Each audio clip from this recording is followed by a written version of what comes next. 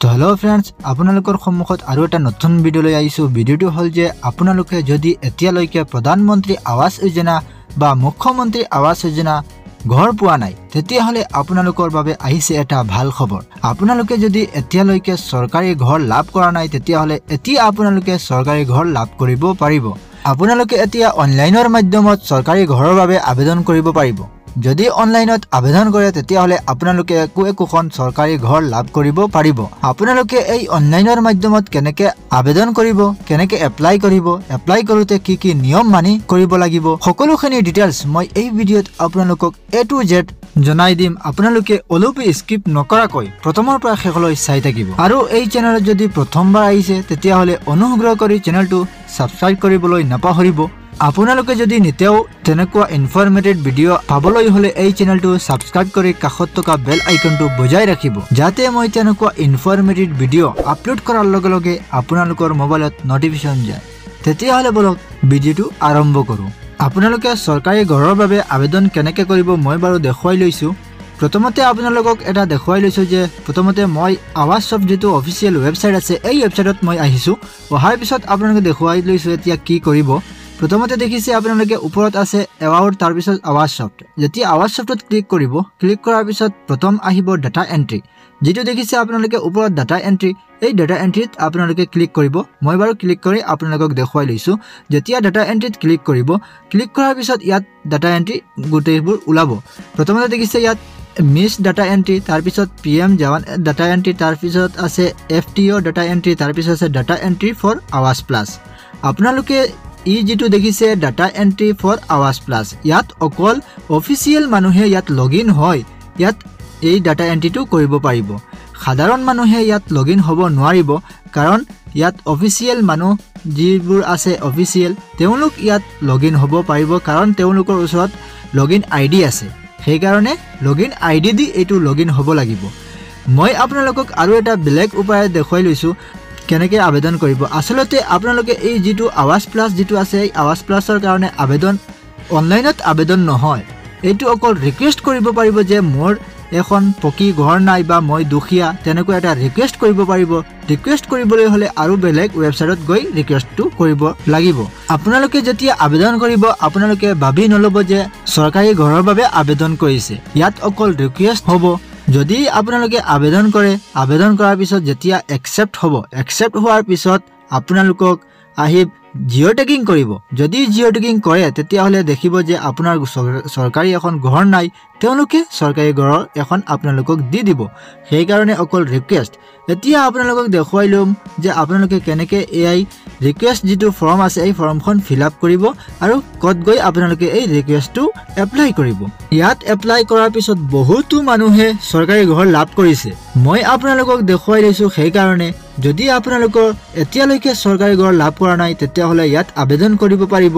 আৰু যদি আবেদন কৰা একচেপ্ট হৈ যায় তেতিয়াহ'লে আপোনালোকক 100% এখন চৰকাৰী ঘৰ দিব, কাৰণ এতিয়া প্ৰধানমন্ত্ৰী আৱাস যোজনা আছে আৰু এতিয়া মুখ্যমন্ত্ৰী আৱাস যোজনা আছে। সেইকাৰণে ইয়াত আপোনালোকে এপ্লাই কৰি লওক। এপ্লাই কৰাৰ পিছত আপোনালোকে চৰকাৰী ঘৰ এখন লাভ কৰিব পাৰিব। এতিয়া আপোনালোকক দেখুৱাই লৈছোঁ যে কেনেকৈ এপ্লাই কৰিব। এপ্লাই কৰিবলৈ হ'লে আপোনালোকে আৰু এটা ৱেবছাইটত যাব লাগিব, আৰু এই ৱেবছাইটৰ লিংক মই ভিডিঅ'ৰ ডিছক্ৰিপশ্যনত দি থ'ম।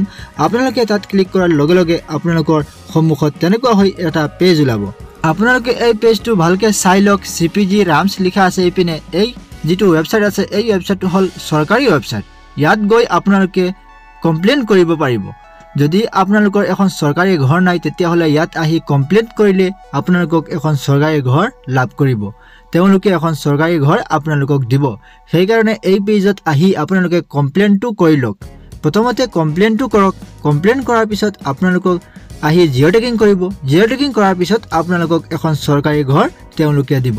প্ৰথমতে আপোনালোকে এই ৱেবছাইটত আহিব, আৰু এই ৱেবছাইটৰ লিংক মই ভিডিঅ'ৰ ডিছক্ৰিপশ্যনত দি থ'ম। আপোনালোকে তাত ক্লিক কৰাৰ লগে লগে আপোনালোকৰ সন্মুখত তেনেকুৱা হৈ এখন পেজ ওলাব। ওলোৱাৰ পিছত দেখিছে প্ৰথম আছে নেম। ইয়াত যিমানকেইটা ষ্টাৰ মাৰ্ক দিয়া আছে সেইকেইটা আপোনালোকে ফিল আপ কৰিবই লাগিব। যিমানকেইটা ষ্টাৰ মাৰ্ক দিয়া আছে সেইকেইটা আপোনালোকে এপ্লাই কৰিলেই হৈ যাব, আৰু যিমানকেইটা ষ্টাৰ মাৰ্ক নাই সেইকেইটা আপোনালোকে দিব নালাগে। বা দিলে দিব নিদিলে নাই প্ৰথমতে আপোনালোকে নামটো দি দিব তাৰ পিছত জেন্ডাৰটো দিব মেল নে ফিমেল এইটো দিব তাৰ পিছত এড্ৰেছটো ইয়াত দিব এড্ৰেছ কোনটো হয় এইটো ইয়াত দিব লাগিব তাৰ পিছত আছে কাউন্ট্ৰিটো ইন্ডিয়া ইয়াত অটোমেটিক সিলেক্ট থাকিব ইয়াত একো কৰিব নালাগে তাৰ পিছত আছে ষ্টেটটো আপোনালোকে নিজৰ আসামটো সিলেক্ট কৰিব তাৰ পিছত আছে ডিস্ট্ৰিক্ট যেতিয়া ষ্টেটটো সিলেক্ট কৰিব অটোমেটিক ইয়াত ডিস্ট্ৰিক্টটো আহি যাব যেতিয়া আপোনালোকে ইয়াত ক্লিক কৰিব ডিস্ট্ৰিক্টটো লাইন যেটো আছে ডিস্ট্ৰিক্টৰ লিষ্ট যেটো আছে এই লিষ্টটো ওলোৱাৰ পিছত আপোনাৰ নিজৰ ডিস্ট্ৰিক্ট যোনটো হয় এইটো ইয়াত আপোনালোকে এন্টাৰ কৰিব তাৰ পিছত আছে পিন কোড তাৰ পিছত আছে মোবাইল নম্বৰ ইয়াত ষ্টাৰ মাৰ্ক দিয়া আছে মোবাইল নম্বৰটো দিবই লাগিব তাৰ পিছত আছে ইমেইল এড্ৰেছ আপোনাৰ নিজৰ ইমেইল এড্ৰেছ যোনটো হয় এইটো ইয়াত দিব লাগিব কাৰণ ইয়াত ষ্টাৰ মাৰ্ক আছে তাৰ পিছত আছে আপোনালোকে এক্স সাৰ্ভিসম্যান যদি এক্স সাৰ্ভিসম্যান হয় তেতিয়া হলে ইয়েস দিব আৰু যদি নহয় তেতিয়া হলে নো দিব তাৰ পিছত আছে যেটো আছে এই কোড আপোনাৰ যেটো সিকিউৰিটি কোড দেখিবলৈ পাইছে এই সিকিউৰিটি কোডটো ইয়াত এন্টাৰ কৰিব এন্টাৰ কৰাৰ পিছত যেটো সাবমিট তলত দেখিছে এই সাবমিটত মাৰি লব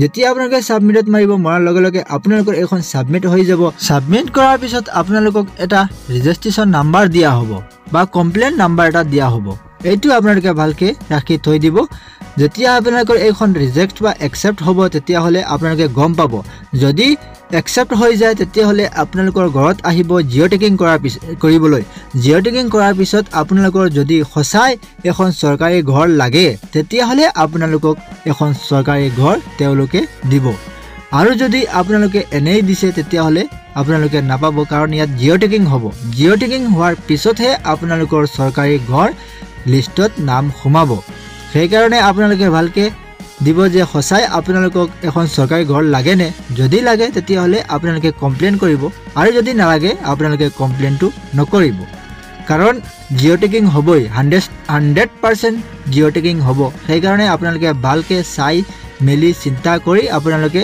এই কমপ্লেইন ফৰ্মখন ফিল আপ কৰিব আপোনালোকে নিশ্চয় বুজি পাইছে যে চৰকাৰী ঘৰৰ বাবে কেনেকৈ কমপ্লেইন কৰিব আৰু কোনটো ফৰ্ম কেনেকৈ এপ্লাই কৰিব আপোনালোকে নিশ্চয় গম পাইছে আশা কৰিছো ভিডিওটো ভাল লাগিছে যদি ভাল লাগে তেতিয়া হলে এটা লাইক কৰিব আৰু এই ভিডিওটো যিমান পাৰে শেয়াৰ কৰি দিব যাতে এই ভিডিওটো চাই সকলোৱে জানিব পাৰে যে চৰকাৰী ঘৰৰ বাবে কেনেকৈ কমপ্লেইন কৰিব বা কেনেকৈ ৰিকুৱেষ্ট ফৰ্মখন ফিল আপ কৰিব আজিৰ ভিডিওটো ইমানেই আছিল ভিডিওটো প্ৰথমৰ পৰা শেষলৈ চোৱাৰ বাবে ধন্যবাদ আপোনালোকৰ দিনটো শুভ হওক থ্যাংক ইউ সো মাচ জয় হিন্দ